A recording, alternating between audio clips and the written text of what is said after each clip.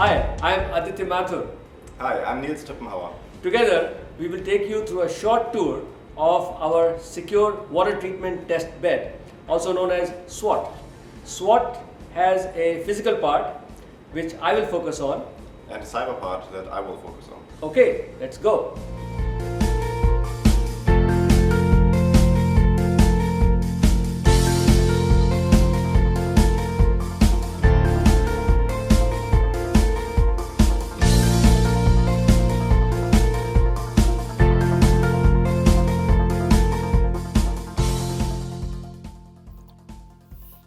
Validation of techniques for cyber defense often requires a realistic environment. While mathematical proofs and simulations are valuable mechanisms for validation, demonstrations and test beds are often convincing and bring the much needed realism.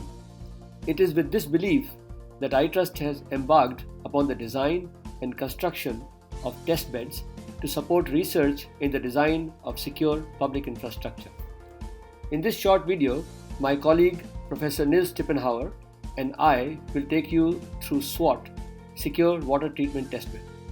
Designed and built by teams of professionals, SWaT is a goldmine for conducting experiments to understand the impact of cyber attacks on a modern water treatment plant, assessment of techniques for cyber defense, and the generation of new ideas. SWaT produces 5 gallons per minute of pristine water filtered using modern membrane-based processes of ultrafiltration and reverse osmosis. It contains a 6-stage distributed control system. It supports both wired and wireless communications. Thus, SWaT is perhaps the most modern testbed for research in the design of secure cyber-physical systems.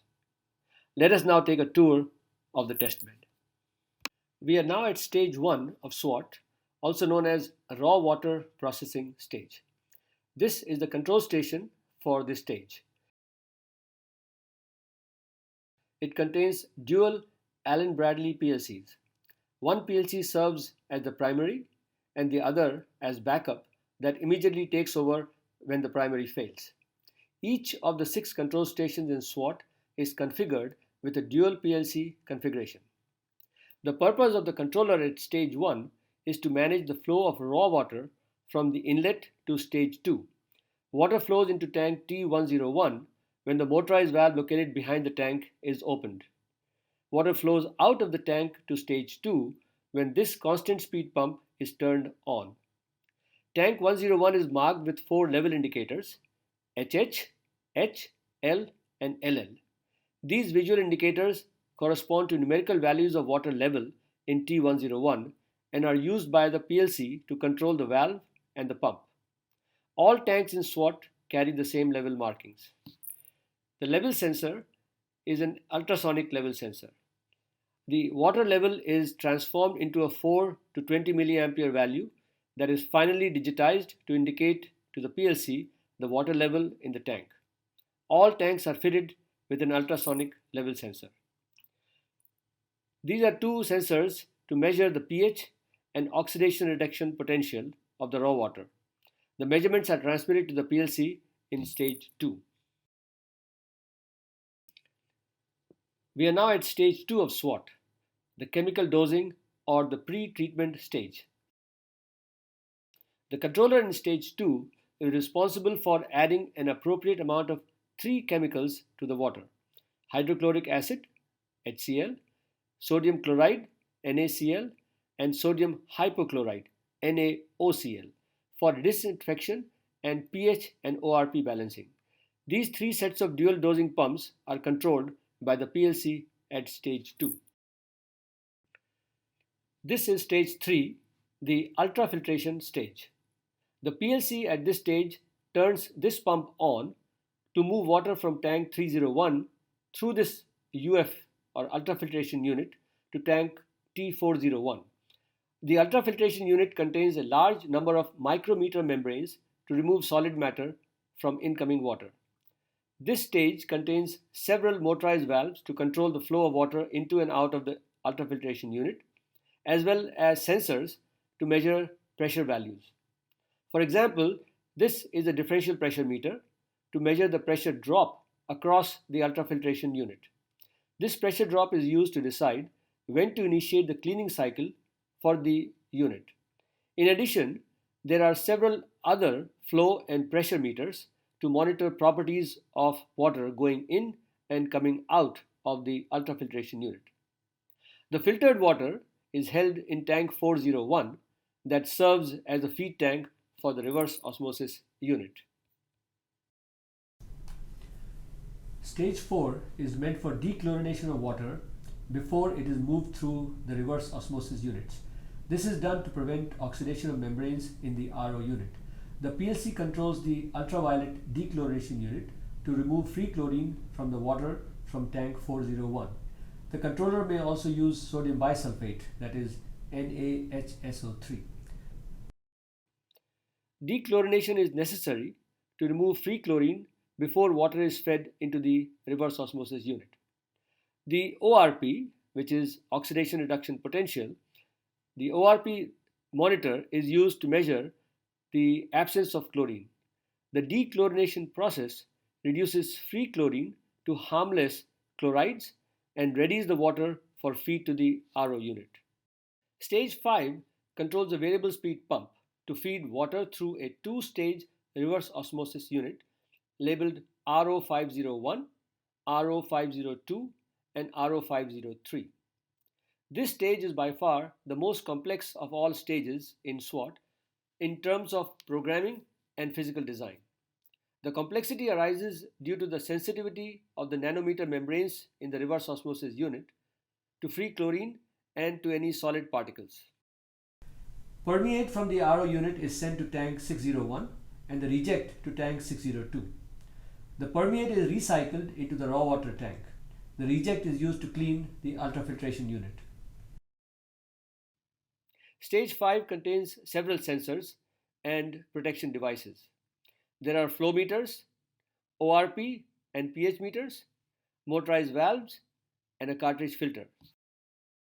Stage 6 controls the cleaning of ultrafiltration unit through a process known as backwash. The PLC is programmed to initiate a brief cleaning cycle every 30 minutes. A backwash cycle can also be initiated when the differential pressure across the ultrafiltration unit exceeds a pre-programmed value. Water from the reject tank in stage 5 is used in the cleaning cycle. The water so used is drained.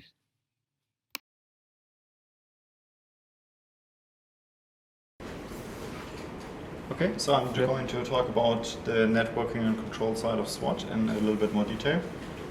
In general, we have two network components or network sections in SWaT.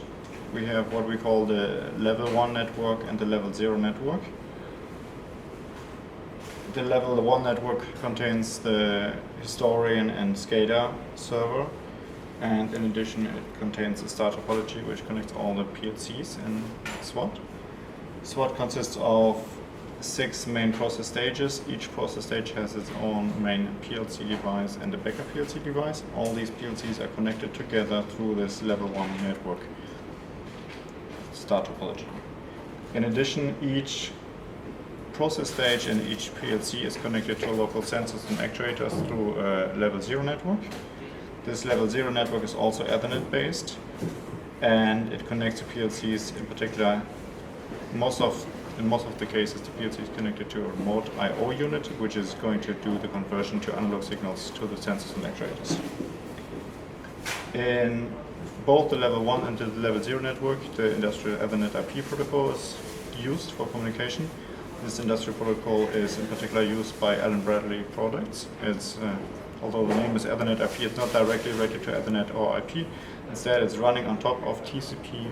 It's an application layer protocol that allows to exchange measured sensor data, to send commands to the actuators, to reconfigure the logic of the switches, of the PLCs, and in addition to update firmwares and to simulate more complex actions on the network.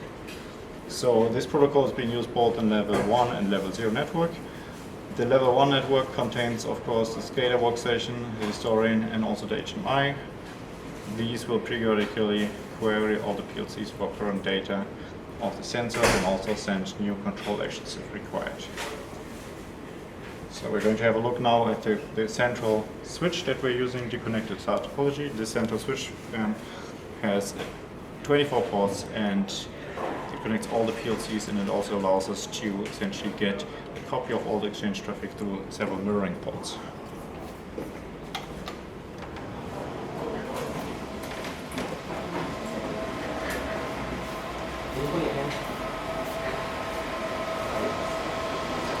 So the central switch is housed in our rack together with a set of servers we're using to house our virtual machines and some analysis software.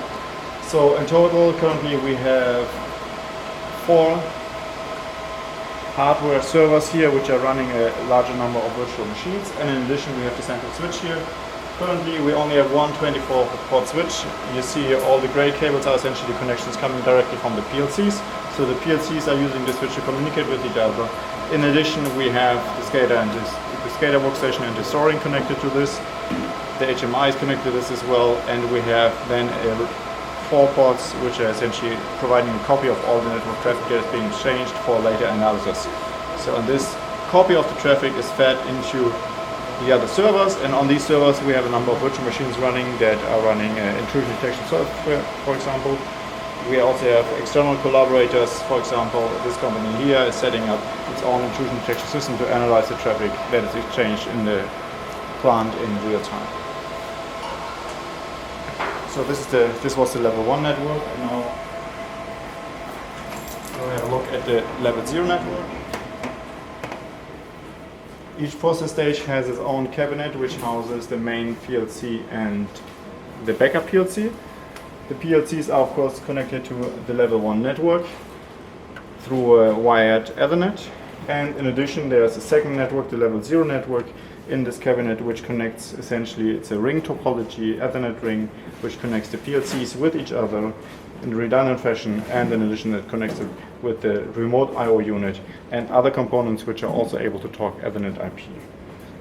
So in this case here, the PLCs don't directly have I/O units, so they can't receive analog signals or send digital signals or send analog signals. To communicate with the sensors and actuators, the PLC will send messages over the layer 0 ring to the remote I/O, and the remote I/O is then translating into analog signals. In both the level 1 and the level 0 network, we mainly use wired network connectivity. We are always able to switch into a wireless connectivity mode by essentially flipping a switch which is provided on the casing. So if we enable the wireless communication here, we will automatically disable the wired connections, and in this case we would have both switched to level 0 network to wireless communication and the level 1 network of this PLC to wireless communication. So now currently the PLCs are communicating with the remote I/O over a wireless link, and they're communicating with other PLCs over a wireless link as well. So now we can have a look at the one example sensor. So this is a flow meter, for example here. This flow meter is measuring, of course, the flow of water through this pipe. The flow meter itself is an analog component, so you see there's 2 cables coming into the housing here. It receives power, of course, and in addition it provides a current-based analog signal. So this current-based analog signal is between 4 and 20 milliamps, and this current-based signal is essentially now fed through this cable all the way to the housing, and in the housing it will be converted by the remote I/O unit into a digital unit, and this digital unit is then supplied to the PLC, and the PLC is basing its control decision based on this value, and in addition the PLC will report this value to the historian and the SCADA system. That was a brief overview of the networking in SWaT.